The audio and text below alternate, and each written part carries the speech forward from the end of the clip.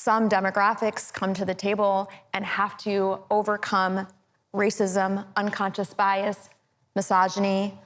And so how do we help level the playing field for everyone? Okay, so that means you're trying to create equality of outcome. Mm-hmm. That's what I hear you saying about playing God. Yeah. How do you create equality of outcome when people aren't the same? You're right. Some people are shorter, some people are taller looking over that fence. They can't both play in the NBA. Right. You can't create equality of outcome. What gives a DEI program the right to come in and try and alter the nature of things to create equality of outcome? That's been tried. That didn't work. That was called Marxism. All right, guys, so we got to talk about Dr. Phil, who has gone full-blown based in his new independent show that no longer is under the thumb of Oprah Winfrey. And he's not a part of the mainstream liberal media anymore, or so it seems. And now he's basically just doing his own thing, okay? And him doing his own thing is trying to bring back common sense to this country. And he's doing that on a variety of issues. Like, for example, when it comes to the border, when it comes to this talk about gender.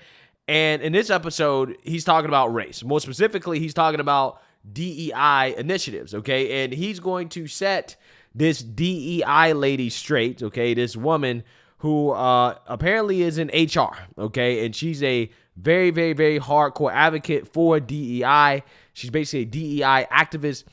Him and this black pastor are going to basically debate this woman on DEI, and it's pretty good, right? It's a pretty good segment. So without further ado, let's go ahead and get into it.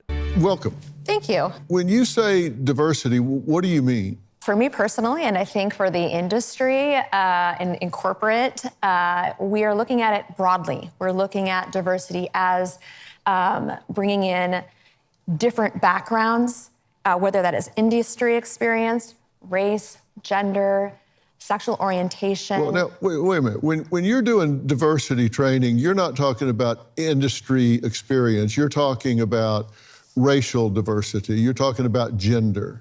We're talking about all of the above. I think good diversity programs are really about broadening perspectives within an organization. And I've certainly worked for organizations where, we only want people from a specific background.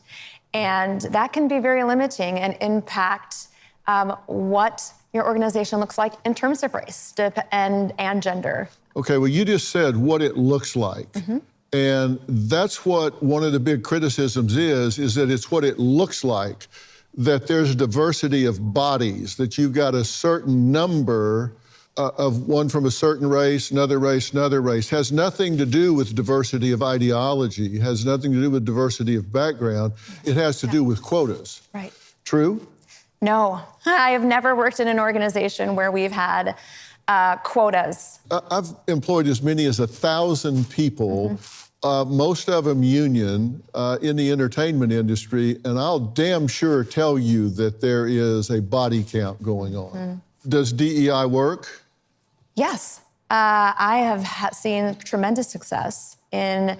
Are you aware there are 100 studies that suggest that it doesn't work? There are also studies show that it does work. If you look at the Harvard Business those are Review, done. Deloitte. Well, let's look at the Harvard Business Review, because they actually did a study.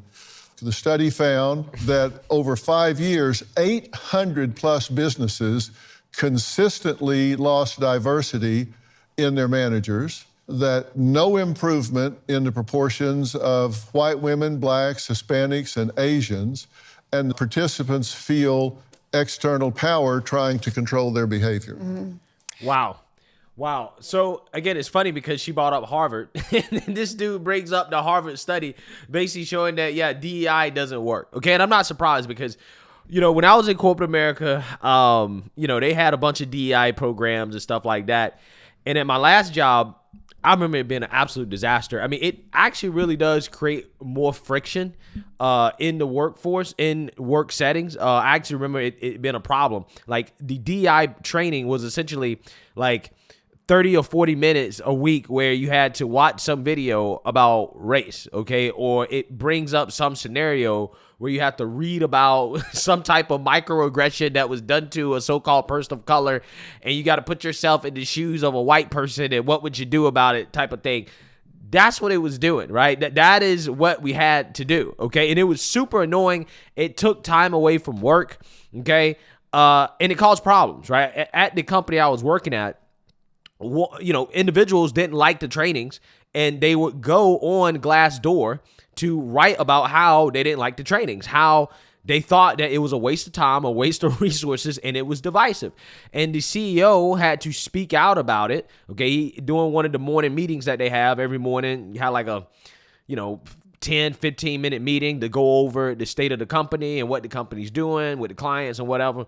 So during the meeting, the CEO had to address the division, okay, and some of the outrage that was happening among employees over the DEI programming, right? So the DEI programming was supposed to create less division, okay, but it actually created more division because a lot of people just didn't like doing it. And as a black person, I didn't even like doing it. I felt like it was a waste of time. I was like, I could be doing something else rather than doing this, but that's what they require you to do. You had to do the diversity trainings. And I found it to be a waste of time. I found it to not help at all. Okay. And, that's just my own personal experience. So I'm not surprised that DEI programming doesn't work. I actually think it does the opposite of what the intent is, just based off my own personal experience. And that would make sense because when you try to bring the victimhood coalition together, turns out they all don't really have the same beliefs, right? The only reason that the victimhood coalition works now politically is because Democrats in the left or the white liberal has painted the enemy as the conservative white man, right? So they say, well, you guys might not have a lot of things in common except that you're all so-called people of color. And we're fighting against racism. And racism comes from the conservative white man, right? So this is why you guys should all stick together. You should all, vote for everything that the white liberal wants, right? And, hey, we're going to make your lives better. That's essentially how diversity, equity, and inclusion works, okay? This is essentially the ideology of DEI and, race politics on the left. This is how they keep the victimhood coalition all on the same page. I mean, it's pretty fascinating to think about, to be quite honest with you. So I can only lean on my experience. So I've worked for 13 different companies throughout the course of my career. And what I have seen is that employee engagement increases, employees care about diversity programs, candidates care. I'm coming from a recruiting background. Candidates ask about diversity, equity, and inclusion, and it is important to them. There have been they're all left wing, right? Anybody that's serious about their job, they're serious about getting stuff done, they don't care about diversity, okay? If I'm looking to hire somebody and they ask me, well, what are your diversity programs? Right? What are you doing for women? What are you doing for so-called people of color? I'm probably not going to hire them because they're going to be a divisive individual, right? Like somebody who is showing to me that they have left-wing racial politics, and that's something that is important to them, so important that they ask about it when it comes to their job, I'm probably not going to consider them for a job, right? Because you already know what you're going to get, okay? You're going to get a whole lot of complaints about microaggressions and all types of crazy stuff, okay? They're going to boohoo on and cry racism if they get fired for doing a bad job. You're not going to be able to criticize them or say, hey, you need to do better, because then they're going to say that you're racist, okay? So these types of people, easy to weed out, right? I would never, ever, ever consider hiring somebody who I believe has woke racial politics, right? And to the point where they, again, believe that it's important to have these woke racial politics in the workforce, right? If somebody comes to me asking about diversity and you want a job, I'm not even going to consider that person, because I already know that their mindset is not in the right place. Now, if they're talking about a diversity of skill set or a diversity in thinking about how you approach certain problems and issues in the workplace, then that's a little bit different, right? I mean, that, in my opinion, is a positive thing, right? Because I think that having a diversity of thought and how you approach certain issues and problems, that you have, at your job or, product development or whatever you're trying to do, I think that that's important. I think that that's valuable, right? But that has nothing to do with race, in my opinion. Okay, it has everything to do with that individual as a person outside of their skin color. So that's just my opinion on it. Studies on Glassdoor that have shown that a good percentage of people will not accept an offer with a company that doesn't have intentional DE&I programs and initiatives. Talk to me, Pastor. Okay, so Preach on, brother. yeah. Well, a few things. If DEI works anywhere, it has to work everywhere. Let me tell you where DEI does not work. The NBA and the NFL. Where are the Asian, Latino, and Hispanic basketball and football players? Where are the black guys in the National Hockey League? Those businesses are performance-based. It really comes down to, Dr. Phil, the issue of justice. And if you really want to go deep to the heart of this, and when I say that DEI treats the symptom but not the sickness, America is in a new civil war right now. The first civil war was the North versus the South. The new civil war is a war of ideologies concerning justice. And yeah, I mean, I 100% agree with that. Okay, 100% agree with that. I do think that it's basically people with common sense that are rational, that are sane. Okay, and some of these people can be classical liberals, right? They can be, what Democrats used to be in the 90s. They can be a part of that, which now, the far left, they consider as conservative. But yeah, like I said, it's, people with common sense, right? Versus people who want nothing but chaos and destruction, that want to turn America into a progressive utopia where we don't have law and order, where you can't criticize so-called people of color, where you just allow them to do whatever they want to do, right? Including drinking while driving, including, robbing businesses, including committing crimes, getting away with murder, doing all types of crazy stuff, right? This is what they want, right? They want nothing but chaos and destruction. it's really going to come down to who gets to define what justice is, whether that's biblical justice or social justice. When moral law stands alone and DEI initiatives are based upon that, somebody gets to pretend that they are God. I want to bring another important voice to this conversation. Eric Smith, he's an associate professor of rhetoric at York College of Pennsylvania and a public policy research scholar. He's joining us virtually. Eric says DEI should be called EMC, Equality, Merit, and Colorblindness. Eric, thank you so much for joining us. Thank you for having me. I just need to say that the EMC that you mentioned was actually created by Christopher Rufo. He started that going on. And those principles are things that I like, but I would call DEI, contemporary DEI anyway, critical social justice. You say that we're told demanding merit hurts minorities. Why is that being taught? Why is that being preached?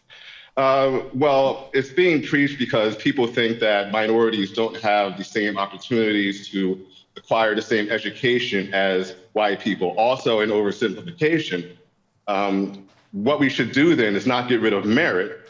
We should help those students acquire those resources. Okay, now, you got criticized for saying that you thought black students should be taught standard English.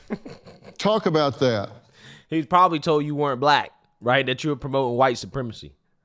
Well, that took place on a listserv in my field of rhetoric and composition, which is better described as woke studies at this point. And I'll be happy to come back on the show and explain that one day. Okay. But what I said was, I was pushing back on the idea, the almost universal idea, that teaching standard English to black kids was a form of racism because you're asking them to speak white. I, as a pragmatist, say, well, you're giving them tools so that they can go out into the world and be happy, successful, and fulfilled. They're not replacing however they talk. They're adding standard English to however they talk. But that was not received well. Why not? Well, because I was seen as somebody with false consciousness. I was seen as somebody who was a traitor to his race. I was seen as all kinds of things you call people who aren't acting the way they're supposed to be acting. And I need to say this, Dr. Phil, contemporary DEI cannot work without what's called prescriptive racism. And what is that? It's when you have a script, basically, a list of things that a person of a particular race is supposed to abide by. And if he doesn't, he is considered inauthentic or defective. You get this from Black people as well as white people, right? In fact, contemporary DEI cannot stand without prescriptive racism. It is prescriptive racism. Facts. I mean, there's not much I can really disagree with there, right? I mean, DEI is racism, okay? Which, again, is the irony of these people who continue to say that, you know, the solution to racism is anti-racism, which is just racism against whites, right? That's essentially what it is. That is what DEI is. And, you know, this is explicit, right? There's a difference between, you know, when the left says, hey, I think that Trump is racist. They basically say that based off disagreements in policy, right? If Trump says, hey, I want to close the border, they say, well, it's racist because he doesn't like Mexicans. Trump never says that he doesn't like Mexicans, right? Or that he doesn't like Mexicans. He says, no, it's designed to keep illegal immigrants out of the country, right? That is what he says. But the left extrapolates that to be racism. Now, what the left does is that they're just overtly racist, where they say, hey, we are implementing this program because we want to give so-called people of color more opportunities by diversifying the workforce, aka making it less white. Again, this is what they say overtly, okay, that the workforce is too white. This is what they say. And then when they get called out for the overt racism, they say, well, you're racist for calling out racism. Again, that's the problem, right? That's the issue. Okay, that's the difference. Let me ask you, we talk about diversity, equity, and inclusion. What is the definition of equity? It's a great question. And I think we confuse equity with equality. And equality means that everybody is treated the same. And equity means that we need to look at, for example, there's a great visual of a short person and a tall person, and they're both looking over a fence, and they have the same block to stand on. And the tall person, of course, can see over the fence, but the short person has not been lifted up enough to see over the fence. And so when we're talking about diversity, equity, and inclusion, we're talking about the fact that some demographics come to the table and have to overcome racism, unconscious bias, misogyny. And so how do we help level the playing field for everyone? Okay, so that means you're trying to create equality of outcome. Mm-hmm. That's what I hear you saying about playing God. Yeah. How do you create equality of outcome when people aren't the same? You're right. Some people are shorter, some people are taller looking over that fence. They can't both play in the NBA. Right. You can't create equality of outcome. What gives a DEI program the right to come in and try and alter the nature of things to create equality of outcome? So, that's been tried. That didn't work. That was called Marxism. What I would say is that, you know, I've been in the recruiting space for 25 years. And the way we have done recruiting traditionally relies heavily on things like networks, referral programs. And so who are we going to refer? We're going to refer the people that we know who are in our neighborhoods or who play golf with the CEO. And so you start to have a population in your organization that looks very much the same. And so what I'm advocating for is more intentional programs that reach a broader audience. All the more reason for merit. If you apply to or stick to meritocracy, it doesn't matter whether somebody is playing golf with the CEO or not. It's about matching those values, those skills that are necessary for the job. Your argument proves that we do need meritocracy. At the end of the day, you know what this is about? It's about control. It's about power. It's about a power control. grab. Well, we got through D and E. I don't think we ever got to I. But like I say, this isn't the only time we'll be talking about this. Well, I mean, the I, we know that they don't really want real inclusion, okay? What they mean by inclusion is exclusion of right-wing or conservative or common sense ideas, right? That's not what they want, okay? They don't want that. They don't want whites. What they want is power and control. But again, like this guy said, I mean, listen, if you want real diversity, Merit is how you get that, right? Because if you're recruiting people based off their skills and what they bring to the table, based off their resume, who's the most qualified for the job, you're going to get the outcome that you're looking for, right? And you're not just going to be hiring your buddy. You're going to be hiring somebody that is actually most qualified for the job. And in capitalism, in a capitalistic society, you will be rewarded for that. You will be rewarded for merit. So let me know what you guys think. Make sure you like, comment, and subscribe. Most importantly, share a Black conservative perspective. Peace.